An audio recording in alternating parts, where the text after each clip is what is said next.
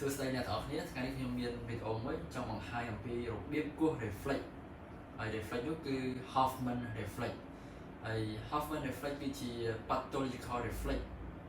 ពេលយើងធម្មតាយើងគោះទៅយើងអត់មានទេតោះតែមានជំងឺមកមានដើម្បីគោះ Hoffman reflex ឲ្យបានត្រឹមត្រូវទីមួយគឺ position អញ្ចឹង position ដែលខ្ញុំចូលចិត្តធ្វើគឺបែបនេះអញ្ចឹងយើងធ្វើជាប់មួយនៃជំងឺមកដៃយើង support ជាមួយនឹងដៃនៃជំងឺចំពោះ position ខ្ញុំត្រូវយកដៃខ្ញុំដាក់ត្រូជាមួយដៃមកនៃជំងឺបន្ទាប់មកខ្ញុំត្រូវហៅ middle finger អញ្ចឹង middle finger ខ្ញុំនេះ middle finger របស់គាត់ណាខ្ញុំត្រូវយកដៃខ្ញុំហៅ distal interphalangeal joint អូខេបន្ទាប់មកខ្ញុំ flick ករណីធម្មតាមានថា Hoffman sign negative អញ្ចឹងយើង flick ទៅលើ middle finger ទៅអូខេតាមហើយនឹង index finger អត់ធ្វើចលនាទេ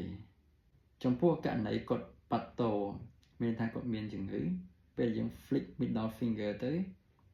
ធ្វើឲ្យមាន involuntary flexion of the thumb ហើយនឹ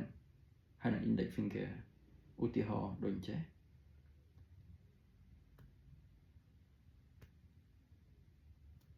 អូខេអញ្ចឹងករណីនេះមានន័យថា Hoffman sign positive ចំពោះ position មុនបើសិនបើអ្នកទាំងអស់នេះបើបានធ្វើយើងធ្វើ position បែបនេះវិញត្រូវ hold middle finger របស់គាត់បន្ទាប់មកយើងយកដៃចាប់កន្លែង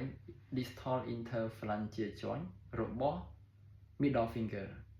អញ្ចឹងពេលដែលយើងធ្វើ flick ទៅលើ middle finger យើងមើលទៅលើ thumb ហើយនិង index finger ណាករណីធម្មតាអូខេពេលយើងធ្វើអញ្ចឹងទៅអញ្ចឹង Hoffman sign negative ប៉ុន្តែបើសិនបើមានជំងឺប៉ាតូ